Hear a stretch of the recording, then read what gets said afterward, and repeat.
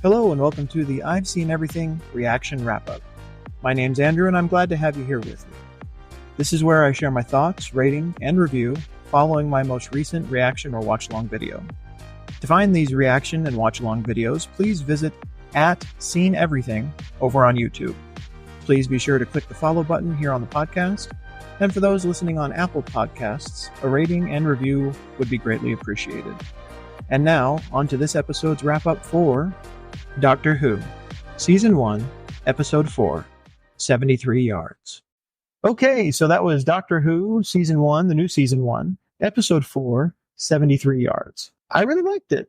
I thought it was really good. I was left a little bit at a loss at the end, to be honest with you. There's questions about, there's still remaining questions, and I imagine there's supposed to be some mystery to it about what it all meant or why it all happened. I think the overreaching idea was just be respectful, like what the doctor said at the end, be respectful of things that are there to honor people and that kind of stuff, even if you don't really understand what they are, which is an important message for sure. But we don't, other than her disturbing the thing accidentally, we don't really know why what happened to her, and we don't really, there's still unanswered questions, and in certain mysteries there's supposed to be. I suspected, as I think I said earlier on, that the old woman was going to end up being Ruby. I started to wonder more and more about that as Ruby got old herself. It was kind of jarring where all of a sudden they said 40 years had passed and they show Ruby being this old woman coming back to the TARDIS one last time before she died, presumably.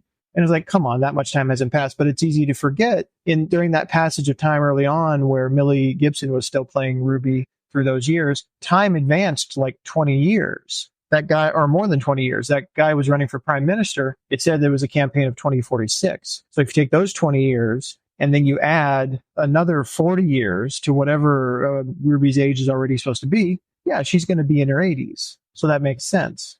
But I thought when she was, obviously elderly and going back there and the woman was still there, that meant the woman was someone else. There was a thought about the woman potentially being her mother, because we've seen references to that. But what we never really got an answer to was, okay, it's Ruby, and it's some kind of a loop or something like that. But we don't know what this version of Ruby, this woman, we don't know what she was saying to people to get them to run away, to get them to want nothing to do with Ruby. They looked at Ruby after they heard whatever it was, like they hated her. Like she was the most disgusting person in the world. Like she was someone that wasn't worth speaking to.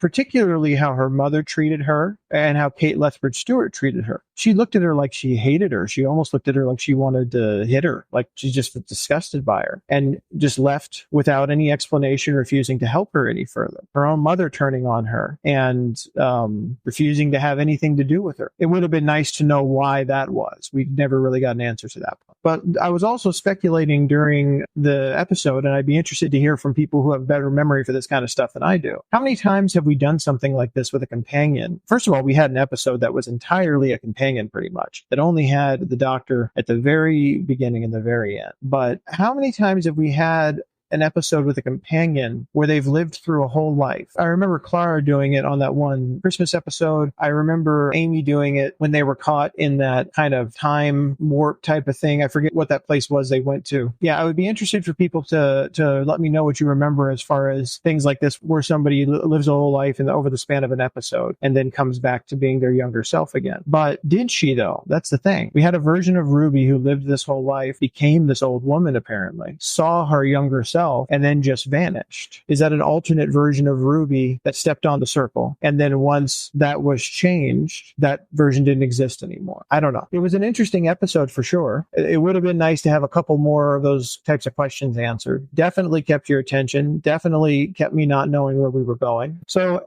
as far as the rating for this episode, I would say that I liked this episode quite a bit. I thought it was a very creative story. Didn't see what was coming the vast majority of the time. And ultimately, I really enjoyed it. There are a couple of things I wish had been answered or been answered a little differently, but, some things are supposed to be left up to mystery. So I've kind of skewed the scale a little bit, I think, on this. Some people might think that it was a little too high for me to rate Boom a 5. But as far as Doctor Who episodes and what they're trying to do, I really liked Boom. I really think it was a very effective episode.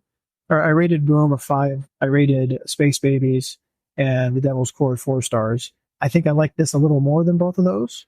So I'm going to have to go 4.5 on this. I might be way off on the scale. maybe they all need to come down a half star or a star, but 4.5 stars on 73 yards is where I end up. We're still plugging away at Doctor Who, and I appreciate you coming along with me. I'll see you on the next one. Thank you for listening to the I've Seen Everything reaction wrap-up. Again, to find these reaction and watch-along videos, please visit @SeenEverything over on YouTube.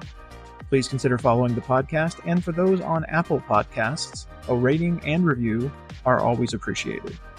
Thank you so much for stopping by, and I'll meet you here on the next episode.